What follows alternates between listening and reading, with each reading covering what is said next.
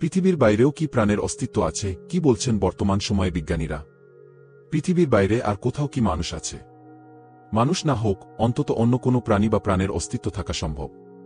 এখনই এই প্রশ্নের উত্তর জানাতে না পারলেও আশা দেখাচ্ছেন বিজ্ঞানীরা।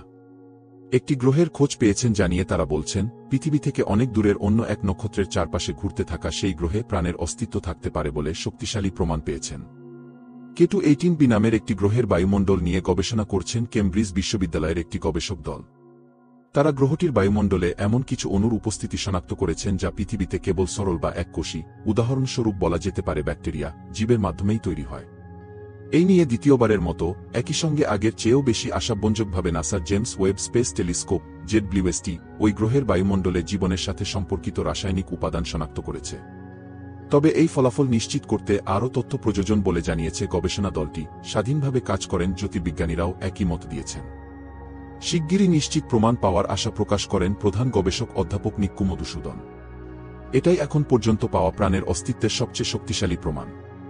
বাস্তবে 1 থেকে 2 বছরের মধ্যে আমরা এই সংকেত নিশ্চিত করতে পারব। কেমব্রিজ বিশ্ববিদ্যালয়ের জ্যোতির্বিজ্ঞান ইনস্টিটিউটে নিজের ল্যাবে বসে তিনি একথা বলছিলেন। আকারের দিক থেকে কেটু 18b পৃথিবীর তুলনায় 2.5 গুণ বড়। এটি আমাদের থেকে 700 ট্রিলিয়ন মাইল অর্থাৎ 124 আলোকবর্ষ দূরে অবস্থিত। এর মানে দাঁড়ায়, কোনো মানুষের পক্ষে সেখানে এক জীবনে পৌঁছানো সম্ভব না। কিন্তু জেমস ওয়েব স্পেস টেলিস্কোপ এতটাই শক্তিশালী যে একটি ছোট লাল সূর্যের চারপাশে ঘূর্ণায়মান ওই গ্রহ অতিক্রম করে আসা আলো বিশ্লেষণ করে ওই গ্রহটির বায়ুমণ্ডলের রাসায়নিক গঠন বিশ্লেষণ করতে পারে। কেমব্রিজের গবেষক দলটি দেখেছে যে গ্রহটির বায়ুমণ্ডলের দুটি অণুর মধ্যে অন্তত একটির মধ্যে এমন রাসায়নিক চিহ্ন রয়েছে যেগুলো সাধারণত জীবনের সঙ্গে সম্পর্কিত।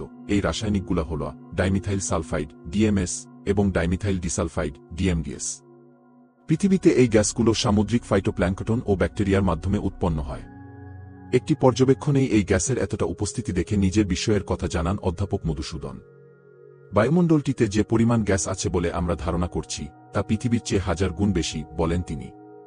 ফলে এই গ্যাস যদি আসলেই জীবনের সঙ্গে সম্পর্কিত হয় তাহলে গ্রহটিতে জীবনের প্রাচুর্য থাকবে, তিনি আরও বলেন। ভিন্ন গ্রহে বা ভিন্ন জগতে প্রাণের অস্তিত্ব খুঁজে পাওয়ার চেষ্টা করছেন বিজ্ঞানীরা। আরও এক ধাপ এগিয়ে অধ্যাপক মধুসূদন বলেন, আমরা যদি কেটু 18b গ্রহে জীবন থাকার বিষয়টি নিশ্চিত করতে পারি তার মানে এটাই দাঁড়াবে যে ছায়াপথে জীবন থাকাটাই স্বাভাবিক। গত বৃহস্পতিবার বিবিসি রেডিও 5-এর লাইভে তিনি বলেন, এটা বিজ্ঞানের জন্য এবং একাধারে প্রাণী হিসেবে আমাদের জন্য অত্যন্ত গুরুত্বপূর্ণ এক মুহূর্ত। এমন যদি একটা উদাহরণ মেলে তাহলে বুঝতে হবে এই অসীম মহাবিশ্বে আরও অনেক গ্রহেই জীবনের সম্ভাবনা রয়েছে কি। এ নিয়ে কার্ডিফ বিশ্ববিদ্যালয়ে অ্যাস্ট্রোফিজিক্সের প্রভাষক এবং গবেষণা দলের সদস্য সুবীর সরকার বলেন, গবেষণায় কেটু 18bতে প্রাণে ভরপুর সমুদ্র থাকার ইঙ্গিত রয়েছে। যদিও বিজ্ঞানীরা এখনও নিশ্চিতভাবে কিছু বলতে পারছেন না বলেও সতর্ক করে দেন তিনি।